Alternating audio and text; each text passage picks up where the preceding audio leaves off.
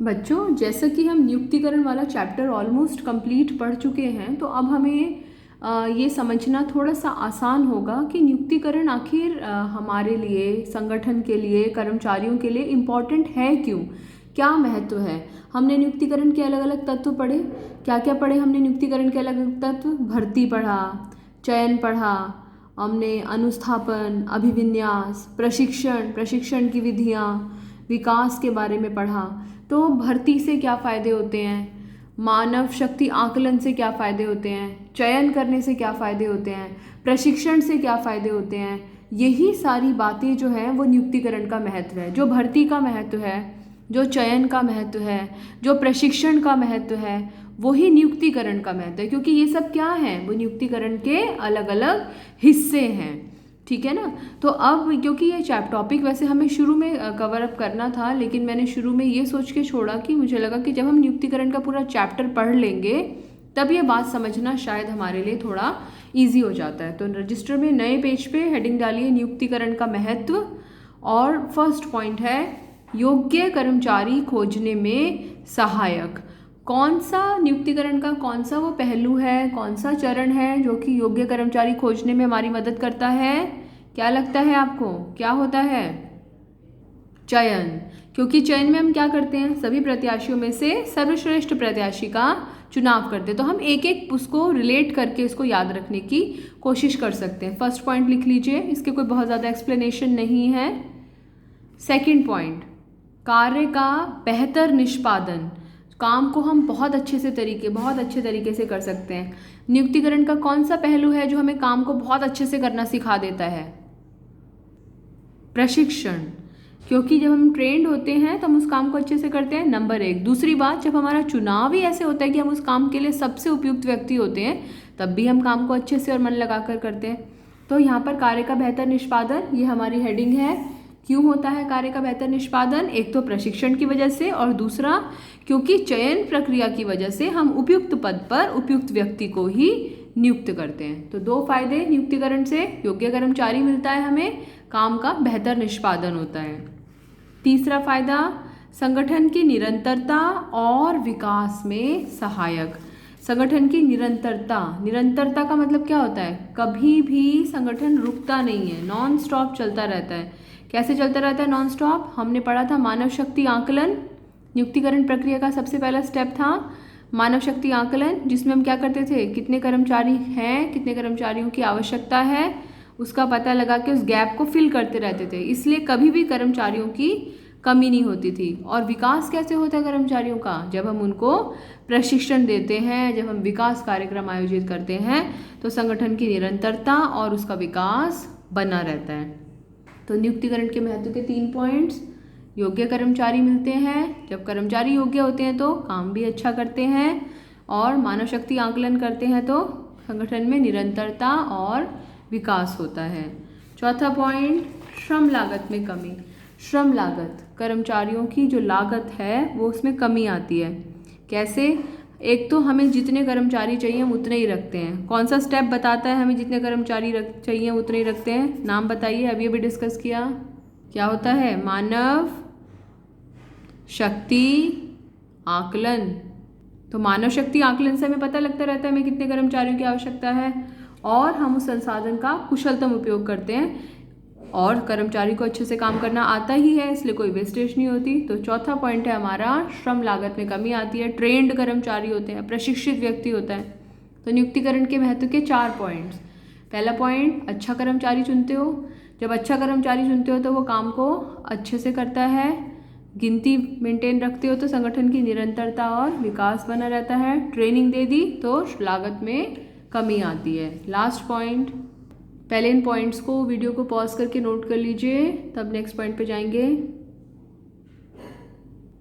Next है कर्मचारी के मनोबल में वृद्धि। कर्मचारी का मनोबल ऊंचा होता है। क्यों होता है कर्मचारी का मनोबल? कौन से उसमें पढ़ा था महत्व में मनोबल में वृद्धि? प्रशिक्षण में। तो एक तो जब हम कर्मचारी को प्रशिक्षण देते हैं तब उसका मनोबल ऊंचा होता है। दूसरा, जब उसको उसके काम के अनुसार वेतन मिलता है, यहाँ पर ये पॉइंट प्रशिक्षण वाला भी लिखिएगा। और जब उसको प्रॉपर सैलरी मिलती है, उचित वेतन मिलता है, तब भी उसका मनोबल बढ़ता है। और समय समय पर उसका मूल्यांकन होता है, इसको जॉब इवैल्यूएशन बोलते हैं। समय समय पर उसका आकलन होता है, उसका मूल्यांकन होता है, तो पता लगाया जाता है, तो उसको पता होता है कि उसके काम का आकलन होगा, तो पूरा मन लगाकर काम करता है। तो ये हमारे 5 पॉइंट्स हैं। समरी में देखते हैं क्या क्या। योग्य कर्मचारी चुनते हैं। जब कर्मचारी योग्य होता है तो वो अच्छे से काम करता है, संगठन में निरंतरता और विकास बनी रहता है, और अच्छा काम करता है तो लागत कम हो जाती है और मनोबल बढ़ जाता है। इसे नोट कर लीजिए और एक बार पूरा चैप्टर रिवाइज करते हैं, देखते हैं अभी तक हमने क्या क्या करा इस चैप्टर में। हमने सबसे पहले नियुक्तिकरण की परिभाषा की थी। प्रबंध प्रक्रिया का वह भाग जो संतुष्ट और संतुष्ट करने वाले कार्यबल को प्राप्त करता है, उसका उपयोग करता है और उसके रखरखाव से संबंधित होता है। फिर हमने अभी नियुक्तिकरण का महत्व डिस्कस किया। कितने पॉइंट्स हैं इसमें? 5 पॉइंट्स। क्या क्या पॉइंट्स? हम योग्य कर्मचारी चुनते हैं, बेहतर निष्पादन होता है, लागत कम हो जाती है, मनोबल ऊंचा हो जाता है और संगठन में निरंतरता और विकास बना रहता है। फिर हमने नियुक्तिकरण प्रक्रिया डिस्कस की, जिसमें सबसे पहले हमने मानव शक्ति आकलन, कितना कार्यबल है और कितने कार्यबल की आवश्यकता है, दोनों के बीच का अंतर निकाला हमने। सेकंड स्टेप याद है क्या था? भर्ती, संगठन में रिक्त पदों की पूर्ति के लिए भावी प्रत्याशियों को आकर्षित और आमंत्रित करना। फिर उसके बाद में चयन, सभी प्रत्याशियों में से सर्वश्रेष्ठ प्रत्याशी का चुनाव। फिर अनुस्थापन, अभिविन्यास, अनुस्थापन में उसको स्थापित करना, अभिविन्यास में उसको लोगों से परिचित कराना। अनुस्थापन में पद पर स्थापित करना, अभिविन्यास में कार्य वातावरण से अवगत कराना, ये सब डिस्कस किया था। फिर हमने प्रशिक्षण और विकास के बारे में पढ़ा। फिर हमने निष्पादन मूल्यांकन पढ़ा कि हमेशा टाइम टू टाइम ये पता लगाने का प्रयास किया जाता है कि वो अपना काम कितना अच्छे से कर रहा है, और अच्छे से कर रहा है, नहीं कर रहा है तो उसे ट्रेनिंग की ज़रूरत है, अच्छे से कर रहा है तो उसे प्रमोशन की ज़रूरत है, उसके वेतन में कोई बदलाव लाने की आवश्यकता है क्या।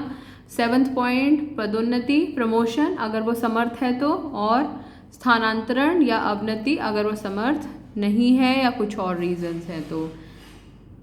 और लास्ट पॉइंट हमने इसमें पढ़ा था पारिश्रमिक, उसकी सैलरी जो होती है जितना वो योगदान कर रहा है उसके बराबर होता है। पारिश्रमिक के 3 हिस्से हमने डिस्कस किए थे, वेतन, सुविधाएं और प्रलोभन। पैसों के रूप में जो मिल रहा है, घर, गाड़ी, बीमा, हेल्थ के रूप में मिल रहा है। प्रलोभन मतलब बोनस, कमीशन या लाभ में कोई हिस्सेदारी मिल रही है। तो पारिश्रमिक के कितने हिस्से पढ़े थे हमने? 3 हिस्से। ये सब क्विज में आपसे डिस्कस करेंगे। फिर हमने भर्ती को डिटेल में पढ़ा था, भर्ती की प्रक्रिया, भर्ती के स्रोत। 2 मुख्य रूप से स्रोत होते हैं, आंतरिक और बाह्य। संगठन के अंदर से ही स्थानांतरण, पदोन्नति, पदोन्नति, अस्थायी अलगाव, और बाह्य में 10 बड़े बड़े पॉइंट्स थे। फिर हमने चयन प्रक्रिया डिस्कस की थी, जांच करते हैं, परीक्षाएं करते हैं। कितने तरह की चयन परीक्षाएं? 5 तरह की। फिर हमने प्रशिक्षण और विकास के बारे में पढ़ा था, प्रशिक्षण की विधियां पढ़ी थी। 2 तरह की मुख्य विधियां होती हैं प्रशिक्षण की, on the job, of the job, कार्यस्थल पर 2 प्रशिक्षणार्थी और संयुक्त प्रशिक्षण। कार्यस्थल से परे जो था वो प्रकोष्ठ प्रशिक्षण था। हमने प्रशिक्षण का महत्व डिस्कस किया था, संगठन को क्या फ़ायदा है, कर्मचारी को उससे क्या फ़ायदा है, दोनों के लाभ डिस्कस किए थे। और लास्ट में प्रशिक्षण और विकास में अंतर हमने डिस्कस किया था। आई होप आपके पास ये सारा मैटर लिखा हुआ है, आपने रजिस्टर में नोट किया है। ठीक है बेटे, अपने से धोखा मत करना, कोई ऐसे पॉइंट्स मिस मत करना। आधे घंटे की क्लास होती है, साथ के साथ नोट करना होता है। पूरी डेडिकेशन के साथ पॉइंट्स को नोट किया करो, रजिस्टर मेंटेन करो। कोई प्रॉब्लम हो तो हमें बताओ। नेक्स्ट क्लास में आपका इस चैप्टर का क्विज डिस्कस करेंगे, बहुत अच्छे से करके आना। बहुत इंपॉर्टेंट चैप्टर है और बहुत बड़ा चैप्टर है, हमने पूरा कवर अप कर लिया है इसको। और उसके बाद में, क्विज के बाद में नेक्स्ट क्लास में हम अपना नेक्स्ट चैप्टर शुरू करेंगे। Thank you and God bless you.